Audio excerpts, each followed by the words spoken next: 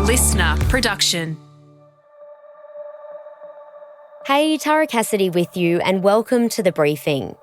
Today we're giving you a bonus episode on the disturbing case of a Queensland grandmother who was accused of orchestrating her ex-partner's murder. Bruce Saunders' death appeared to be a tragic accident after he fell into a woodchipper while clearing trees on a friend's rural property. But within days, police were looking at the accident in a whole new light. This ep is brought to you by the LiSTNR crime team and me, investigative journalist Tara Cassidy. I've followed this case for 5 years as it wound its way through the courts. I obtained evidence, including covert police recordings, and interviewed the people closest to the case, some for the very first time. So did a suburban grandmother orchestrate her ex's murder? And will Bruce Saunders' killers be brought to justice? Find out in Crime in Focus, Killer Charm. Here's episode 1. A warning. This podcast contains descriptions of a violent crime. Listener discretion is advised.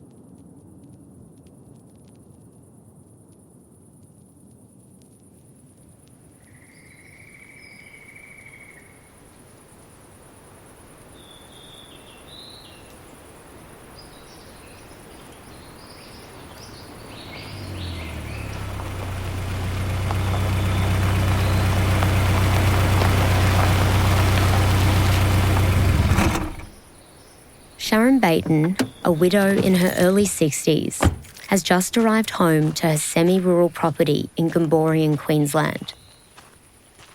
It's one gravel road in and out, surrounded by bushland. The nearest neighbours are over 100 metres away. On Sunday, November 12, 2017, 3 men, Greg, Peter and Bruce, are there doing her a favour. They've been cutting down trees over the last few weekends.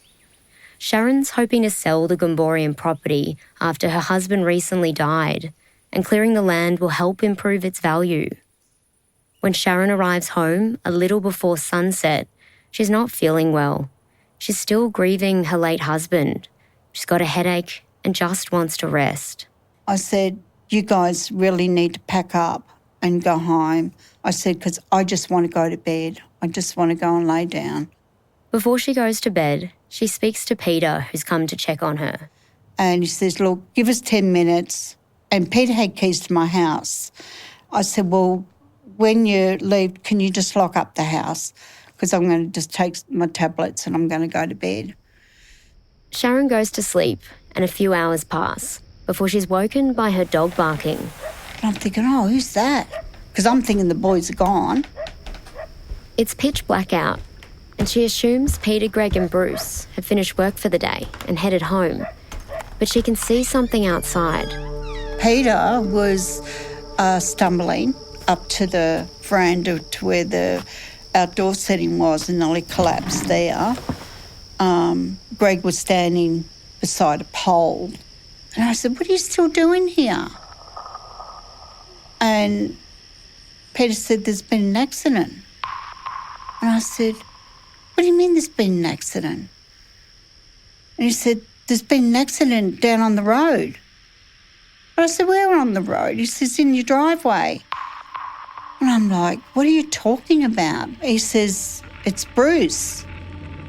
And I said, where is Bruce? And he says, he's gone through the chipper. And I was like, oh my God. And Greg said to me, I tried to save him, but I couldn't save him. I was trying to pull him out of the chipper. And then Peter said to me, well, you just call the damn police. So I went inside, got my phone, and I dialed 000, and they said, who do you want? And I said, I don't know. I don't know who I want. And she said, what do you mean you don't know? And I said, you better just send everybody. My friend's gone through the wood chipper. I was just dumbfounded. Then the next thing I knew, all the police were there and the detectives were there, and and asked me what happened, and I said, I don't know. I said, Bruce fell into the woodchipper. And he said, what do you mean, how? And I said, I don't know. Then they basically spoke to the boys and they took them off into town to give statements. It was the worst night of my life, I think.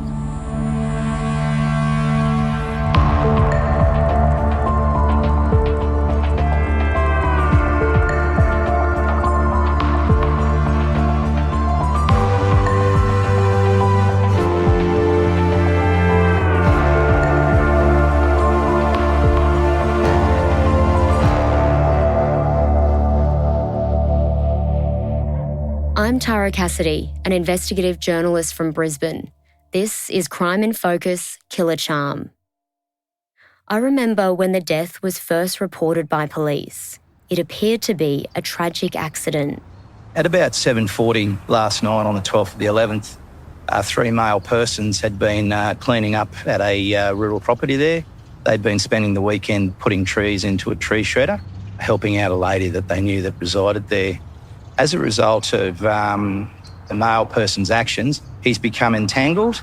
He has died as a result of his injuries. His friends discovered him as he became entangled and attempted to extract him from the shredder and were unable to do so. So they're obviously quite traumatised now. But months later, police were treating it as a murder.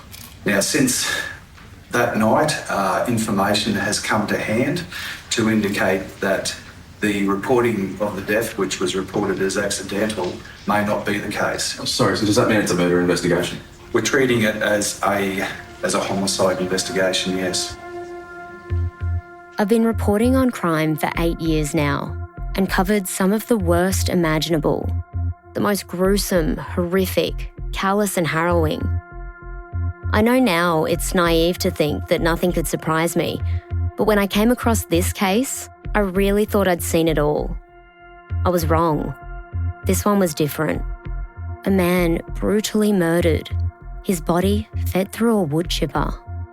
It sounded like something straight from a horror film, not the relaxed suburban streets of the Sunshine Coast where I lived.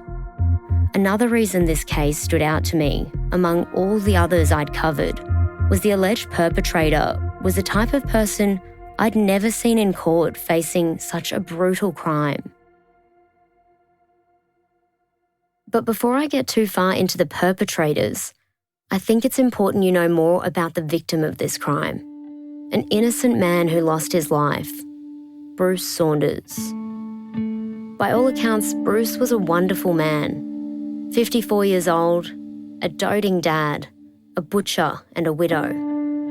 His friends and family describe him as an open book, a kind and thoughtful gentleman. Here's his brother Colin. My brother was loved by everyone. He was always a happy person. And the day I found out he was murdered, I couldn't believe it because he's such a nice person. And Bruce's son, Blake. Just a good man who tried to help as many people as he could. As a loving father. I can't even begin to imagine what it must be like for Bruce's family to go through this.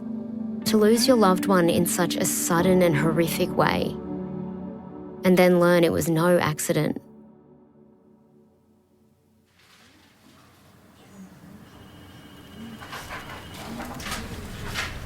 The two men Bruce was with the night he died, Peter and Greg, are taken to Gympie Police Station to give official witness statements. A formality, police say, for anyone who's witnessed a fatal accident. Peter and Greg are led into separate rooms with separate officers who ask them in detail what happened. Peter John Koenig states, I'm a 61-year-old divorced male. I'm currently employed full-time as a truck driver.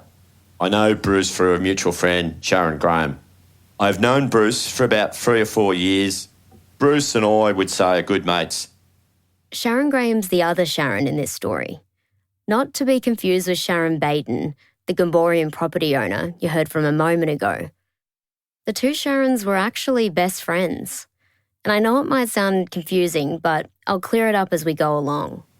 Gregory Lee Rosa states, I am a 58-year-old man. I am a diesel fitter by trade, but I am currently working as a truck driver. I've known Bruce for about 6 to 8 months. I met Bruce through a girlfriend, Sharon Graham, and we've become friends since.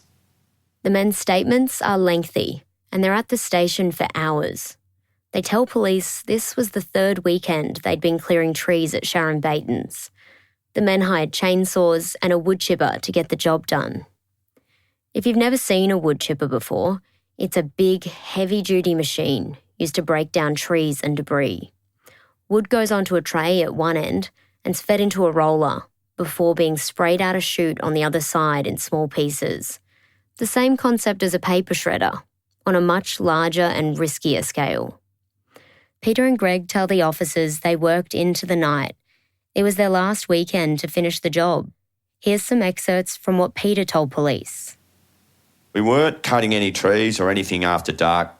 We're all just trying to get everything cleaned up and chipped. The yellow chipper is quite a powerful machine. We had a lot to do. We wanted to get as much done as we could. Bruce seemed a bit overconfident with the big chipper. I mean, he was just chucking stuff into it. Things were getting stuck in it, and he was climbing up onto the deck where the trees feed in. I saw Bruce doing stupid things with the chipper at least 4 times. I spoke to him a couple of times about it.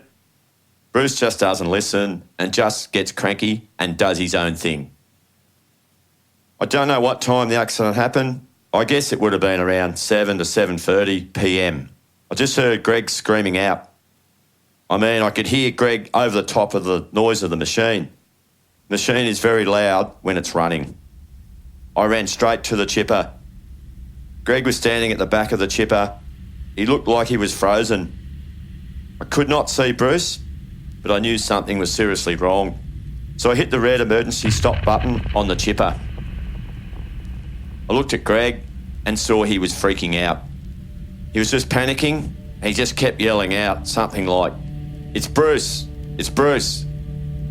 He had his torch shining into the deck of the chipper. I walked around the chipper and turned to look at the chipper. I just saw blood and saw a pair of boots and legs. Could not believe it. I just could not believe it. I didn't know what to do. I remember smelling a funny smell. I feel sick. Greg straight away rang Sharon Graham. Greg just didn't know what to do. He was trying to get Sharon to ring Sharon Baton at the house. Greg and I did not hang around at the chipper. There was nothing we could do for Bruce. Greg also gives his version to police, telling them Bruce had been reckless around the wood chipper and wouldn't listen to their warnings. But he's able to fill in some gaps that Peter says he didn't see. I turned around towards the chipper and started walking towards it, dragging some branches. As I got to the machine, I could see a pair of legs sticking out of the feed rollers of the chipper. I could see blood, and then I ran up to the legs and climbed onto the tailgate and tried to pull the legs out, but they wouldn't come out. I realised that Bruce had been sucked into the chipper. I did not hear any yelling prior to finding Bruce in the chipper. All I could hear was the sound of the chipper motor running.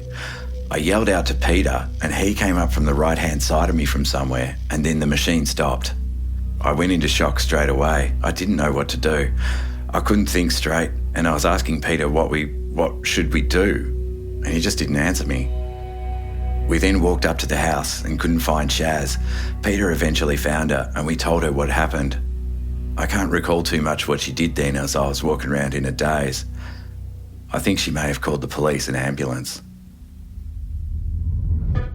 At first glance, what the officers came across that night did appear to fit that of a tragic industrial accident. Human remains still in the chipper. A traumatising scene. They cordoned, combed and documented the site before emergency crews were cleared to hose down the machine. In the days to follow, the forensic findings compared against the men's statements began to raise suspicion over their stories. And a third person came onto police's radar, Sharon Graham.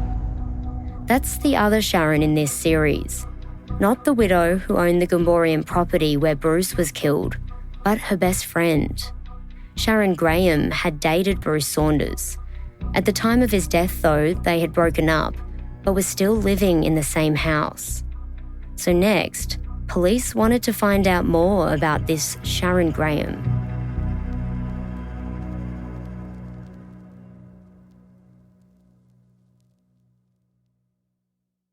Bruce and I knew each other over a couple of years, I guess, just working casually with the butchering. It's sort of a funny job. You can turn up in any butcher's anywhere and then you'll be just working together. You know, it was that sort of industry. But I was there in the end for 6 years in that butchery where I worked with Bruce. I'm speaking with Mark Bridger over video call. He's in a little town called Bowen in North Queensland. It's a 13-hour drive from me in Brisbane, so he's agreed to chat online. Just like everyone else who knew Bruce, Mark has nothing but kind words to say. Just lovely, lovely guy. He'd just do anything for you. He'd make sure you had a smile on your face all day. He was just a smile factory. Like he just wanted to be happy all the time, no matter what. He'd just come in as happy Bruce every day, except for his home life. In his home life, he wasn't happy whatsoever. Mark knew Bruce while he was dating Sharon Graham. The couple had met around 2016 and moved in together. Before long, they bought a house. In fact, Mark knew pretty much everything about their relationship. Bruce loved to chat. He didn't sit there and talk about dead cows and meat and that all day. We're all not interested in that sort of part of the job. We just spoke about things we do at home and got up to on the weekend. When did he first speak to you about his relationship? This first day we met. And was that was just standard Bruce? That was standard Bruce, yep. Bruce worked at butcheries across the Sunshine Coast, up to 7 days a week, and rarely took a day off. Mark says Bruce took any shift he could get. Do you know why that was? He needed money. He was always in need of money, and that was because of his partner at the time. His partner being Sharon Graham. She needed money to go and do her hair and nails and get all this sort of stuff done. And Bruce was also forfeiting out his wage, you know, always. It'd always be out of his pocket, never out of her pocket. It wasn't just the little things that Bruce was forking out for. The spending extended to house renovations, like for the kitchen and a new pergola. At one point, Bruce even went in halves to buy a caravan with Sharon. Mark says it was all Sharon's idea. She showed Bruce pictures of the caravan supposedly for sale, so Bruce gave Sharon his half, which was $25,000. Sharon then claimed she'd been scammed by the seller. Instead of giving Bruce any of his money back, she pockets his share. And you could see the worry in Bruce. You could just feel it. It just, I don't know, like reamed out of him that something was wrong there. There was always something that wasn't quite right. Even though he was working up to 7 days a week, Bruce just didn't have the means to keep up. He was just taking loans to accommodate all these things. He had his house mortgage absolutely maxed out. I'm sure he had overdrafts and underdrafts and you name it, because she was taking money left, right and centre from him. Listening to him on the phone, begging to his bank manager to get this loan approved, to get everything done and chasing it up and, you know, in tears, like basically getting into tears to try and, you know, make sure everything was going to be 100% okay and go through, you know, for her. Their problems weren't just financial. The relationship had other issues too.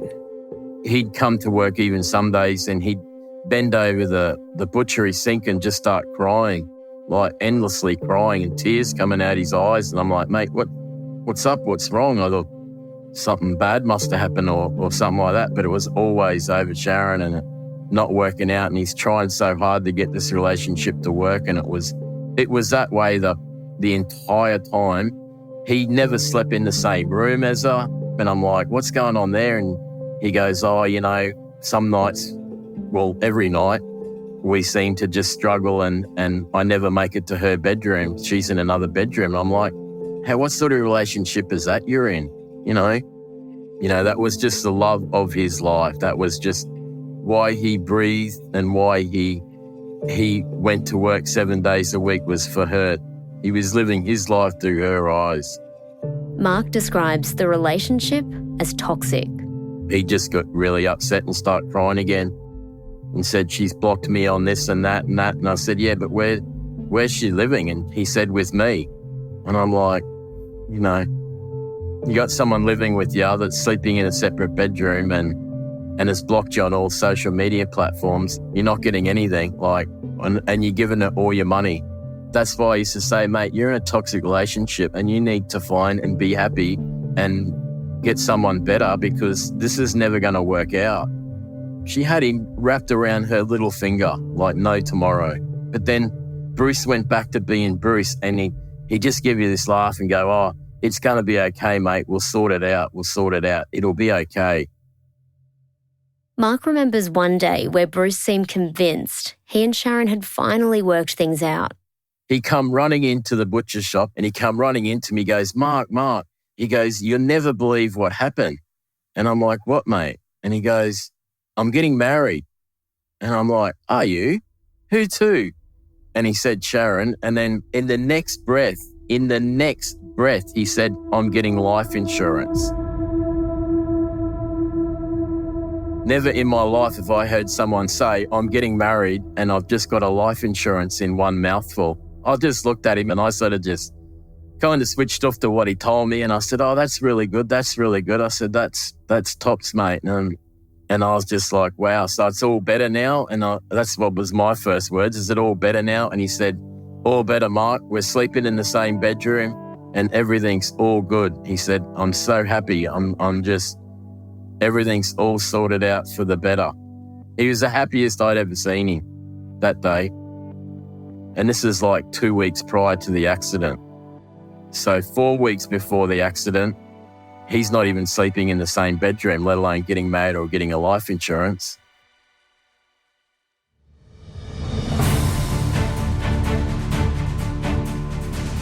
It's a horrifying incident that has shocked the local community and no doubt the friends, family and workmates of a 54-year-old man who was killed last night in a tragic workplace incident.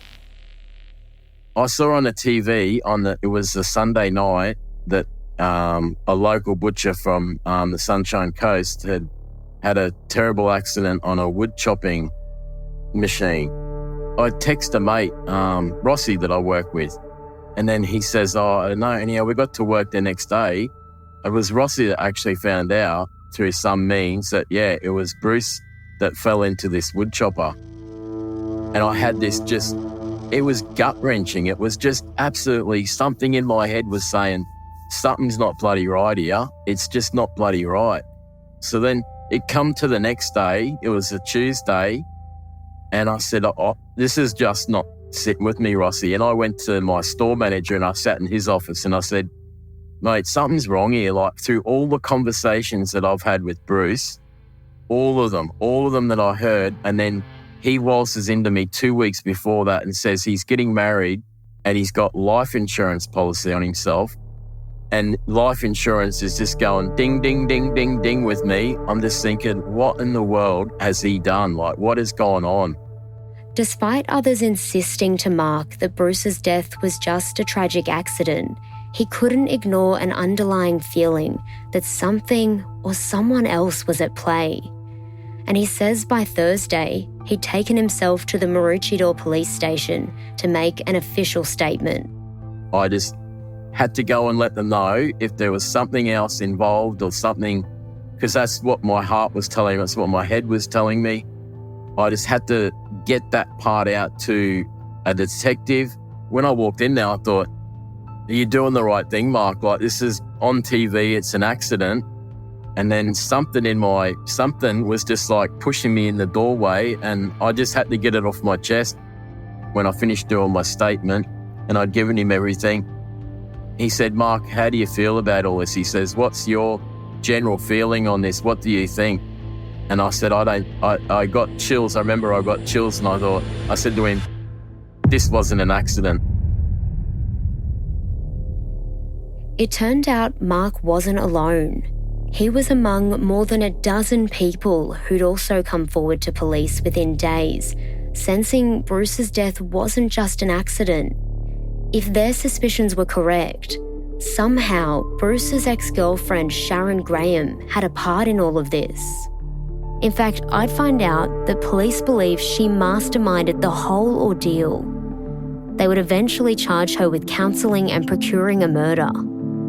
What happened next was 6 years of court proceedings, multiple mistrials, and a plea deal. I was in and out of court reporting on it for years. So how did a then 57-year-old grandmother from Queensland's Sunshine Coast, with the nickname Muffin, orchestrate a murder, and why? I've got to know some of the people closest to this case, and in this series, some of them are speaking publicly for the very first time. She said, "Oh, I've had this premonition where I can see an accident happening and somebody's going to get hurt." I've interviewed those who knew Sharon Graham the best, including her former best friend. And I said to her, stop getting these men off the internet. It's not healthy, it's not good for you. But she had that need and she needed to have a man. What was it about this woman that made so many people suspect her, yet left so many of her closest companions totally blindsided by her deliberate and deadly ways? And I said, no one sees the real Sharon, but I can see you clearly, and you are not a nice person at all. I'll give you exclusive insight into the case against Sharon Graham and play you never-before-heard police interviews and covert recordings. The story that you are telling us is unbelievable. So this is your opportunity to tell us what happened behind that machine. Did you kill Bruce? Did you put him in the chipper? And you'll find out whether Sharon Graham will be found guilty for the murder of Bruce Saunders. All people convicted of murder related to this case have lodged their intentions to appeal the outcomes. At the point of publishing this podcast, those appeals have not progressed further. Crime in Focus Killer Charm is written and produced by me, Tara Cassidy. Produced by Romy Sher. Sound design by Nat Marshall. Fact check by Holly Mitchell. Voiceovers by Matt Nikolic and Robbie McKinlay. Theme music is by Matt Nikolic. Production assistance by Ed Gooden. Story commissioning and consultation by Jennifer Goggin. Special thanks to Ellen Leabeater and Claire Weaver. This series was produced on Turrbal and Wurundjeri land.